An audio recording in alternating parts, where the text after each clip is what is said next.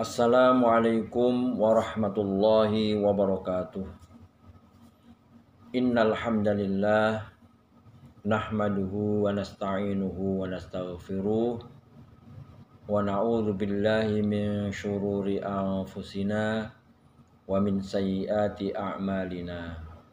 May yahdihillahu fala mudhillalah wa may yudlilhu fala hadiyalah. Asyhadu an la ilaha illallah wahdahu la syarikalah wa asyhadu anna sayyidana Muhammadan abduhu wa rasuluhu la nabiyya ba'dah.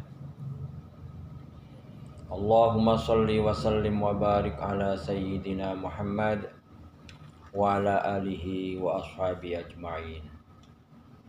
Amma ba'du, faya ayyuhan nas ittaqullaha haqqa tuqatih wa la tamutunna illa wa antum muslimun.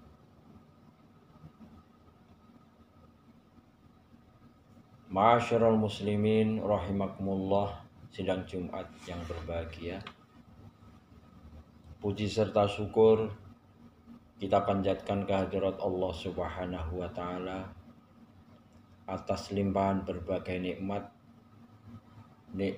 kesempatan, nikmat iman dan nikmat Islam, sehingga kita bisa berkumpul di tempat yang mulia ini dalam rangka untuk sama-sama melaksanakan ibadah sholat Jumat.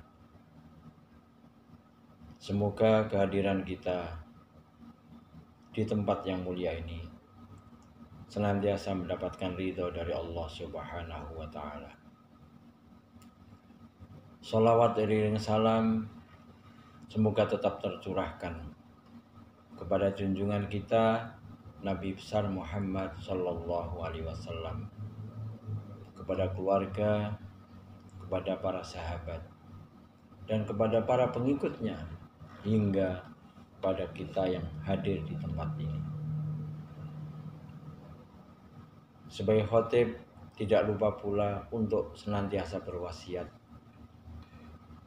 untuk khotib pribadi dan para jamaah. Marilah kita senantiasa tingkatkan iman dan takwa kita kepada Allah Subhanahu wa ta'ala.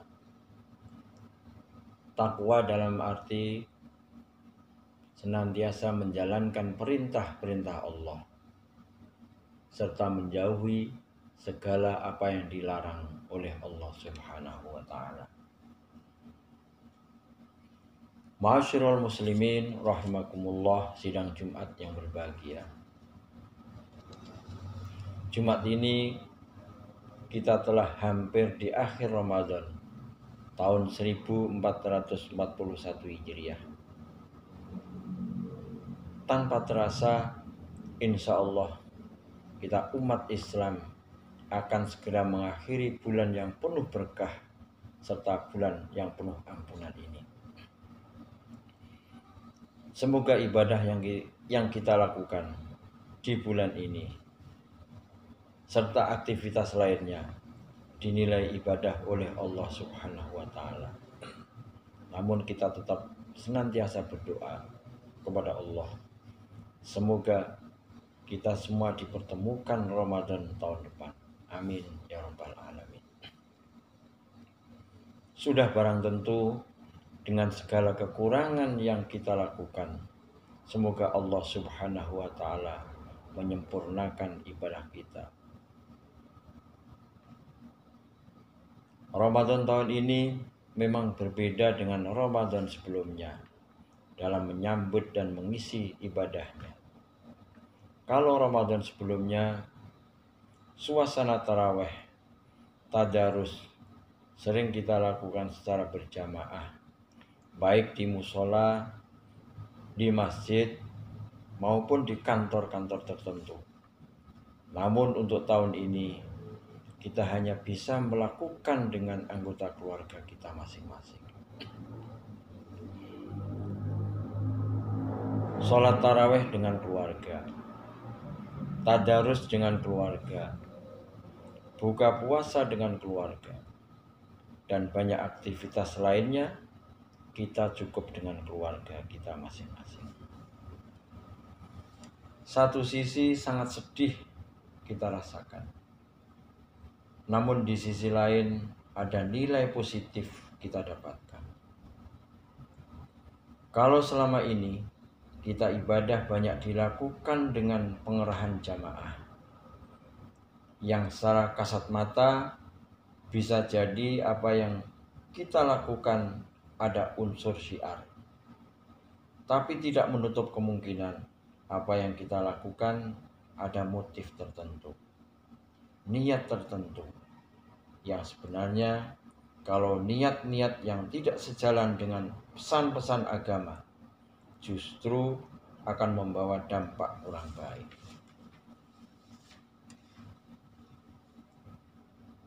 Hal ini bisa kita rasakan. Kita sholat taraweh misalnya, dilakukan di tempat biasa kita lakukan dari tahun ke tahun. Kita datang dengan antusias luar biasa. Tapi ketika kegiatan itu harus dilakukan di masing-masing rumah, tidak jarang yang enggan melakukannya. Padahal ada faktor lain yang mengharuskan ibadah tersebut dilakukan di rumah kita masing-masing. Kita sering tidak sanggup menghadapi masalah ini dengan alasan tidak siap, tidak mampu, dan sederet alasan lainnya. Padahal kalau masing-masing kepala keluarga melakukan itu, alangkah indahnya.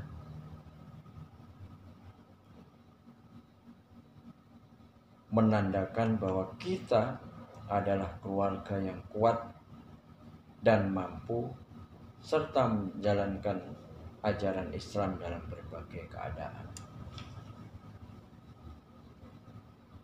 Ma'asyiral muslimin rahimakumullah, sidang Jumat yang berbahagia. Kekuatan Islam harus kita bangun dari skup yang paling kecil, yakni keluarga. Dari kekuatan dan ketangguhan skup yang paling kecil itulah akan melahirkan manusia yang mampu menghadapi perubahan yang dahsyat di masa yang akan datang. Ini pentingnya pendidikan keluarga. Bahkan jauh-jauh Al-Quran menegaskan, janganlah mewariskan generasi yang lemah dan generasi pemalas. A'udzubillahi minasyaitonirrajim. Bismillahirrahmanirrahim. Wal yakhshal ladzina law taraku min khalfihim dzurriyyatan dhi'afan khafu 'alaihim. Dan hendaklah takut kepada Allah orang-orang yang sekiranya mereka meninggalkan keturunan yang lemah di belakangnya. Surat An-Nisa ayat 9. Artinya, apa yang kita banggakan khususnya bagi keluarga, kalau keturunan di belakang kita, anak-anak cucu kita tidak memiliki kemampuan yang dapat membawa kesejahteraan hidupnya, yang ada malah menjadikan beban orang lain, baik orang tua maupun masyarakat secara umum. Ma'asyiral muslimin rahimakumullah, sidang Jumat yang berbahagia. Generasi lemah atau keturunan yang lemah menurut ayat di atas tidak hanya lemah tinjauan ekonomi saja, tapi lemah secara akidah. Bagaimana supaya anak keturunan kita tidak lemah akidahnya? Jawabannya adalah pendidikan agama dan budi pekerti jadi prioritas bagi setiap keluarga.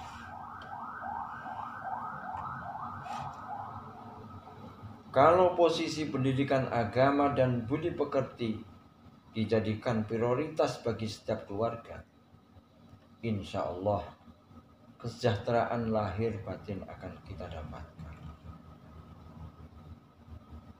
Tetapi kalau kita sebagai pemimpin di keluarga tidak memprioritaskan pendidikan agama dan budi pekerti, maka pasti generasi penerus kita sangat memprihatinkan.